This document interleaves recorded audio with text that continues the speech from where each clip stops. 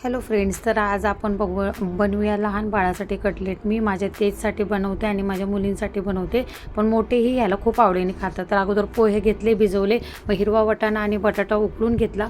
मग पोहे 10 मिनटं भिजवल्यानंतर हाताने स्मॅश करून बघायचे किती भिजलेत का. मग पोहे, हिरवा वाटाणा, उकडलेला बटाटा आणि थोडेसे स्वीटकॉर्न हे एकत्रितपणे मिक्स करायचं. ह्याच्यामध्ये मीठ घालायचं आणि मग हळद, लाल तिखट, चाट मसाला, जिरी पावडर, मिरी पावडर हे अंदाजानुसार घ्यायचं. थोडं थोडं लहान बाळ खाणार आहे म्हणून, आणि ते एकत्रितपणे मिक्स करायचं. मग ह्याच्यामध्ये घालायचं थोडंसं कोकॉर्नफ्लॉर. जर कोकॉर्नफ्लॉर नसेल तर एकदम थोडंसं तांदळाचं पीठ घातलं तरी चालेल. मी तर तांदळाचं पीठच घातलं होतं हे, कारण माझ्याकडं कोकॉर्नफ्लॉर नव्हतं. मग हात ओला करायचा आणि हातावर असे कटलेट बनवून घ्यायचे आणि एक तवा ठेवायचं किंवा फ्राईंग पॅन ठेवायचं.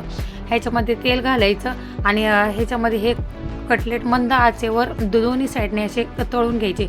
खूप जास्त भाजायचे नाही आणि एन्जॉय करायचे सॉसबरोबर. Thank you friend.